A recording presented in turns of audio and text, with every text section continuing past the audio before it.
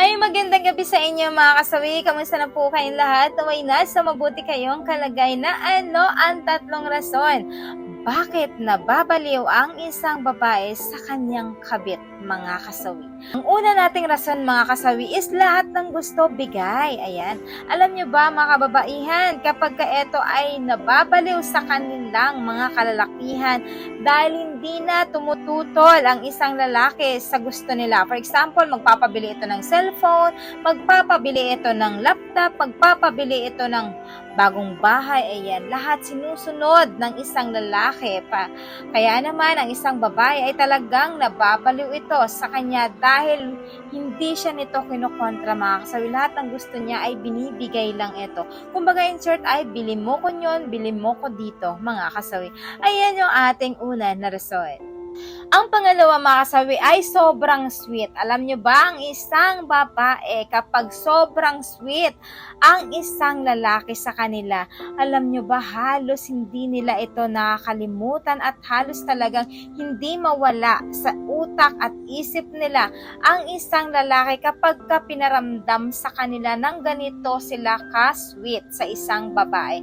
Kasi syempre, kumbaga, hindi niya ito nararamdaman sa kanyang asawa.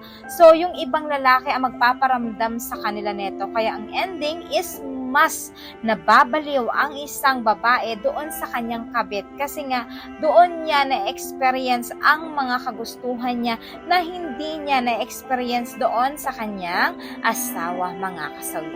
Ayan yung ating pangalawa na rason. Pangatlo, mga kasawi, is magaling sa performance.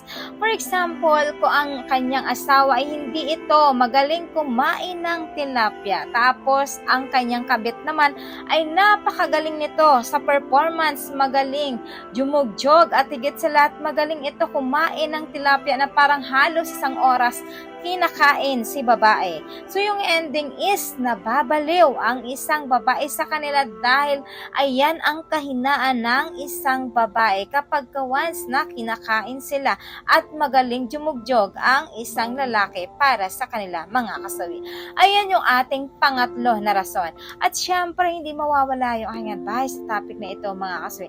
Lagi niyong tatandaan sa mga kababaihan, kung talagang yung asawa ninyo ay hindi ito ginagawa sa inyo, hindi nyo ito nararamdaman, mas maganda po na talagang mag-usap kayo na mag-asawa, i-explain mo sa kanya kung bakit niya hindi ito maigawa sa iyo para naman maging aware ang inyong mga asawa na hindi na kayo nag-i-enjoy, hindi kayo nagiging okay, toxic na masyado ang inyong relasyon para naman baguhin ng isa lalaki ang kanilang mga inuugali or pagdating naman sa performance ay maaaral naman ito, mga kasawi. So yun lang po yung mga kasawi, yung aking advice. Maraming salamat sa patuloy na pagsuporta niyo sa akin, sa walang sawang pag-share at pag-comment. Sa mga hindi pa po nakapag-subscribe, pwede na kayo mag-subscribe, pwede na rin kayo mag-follow para updated kayo sa topic ko araw-araw. Magandang gabi, mga kasawi. Mahal kayo ng inyong advisor.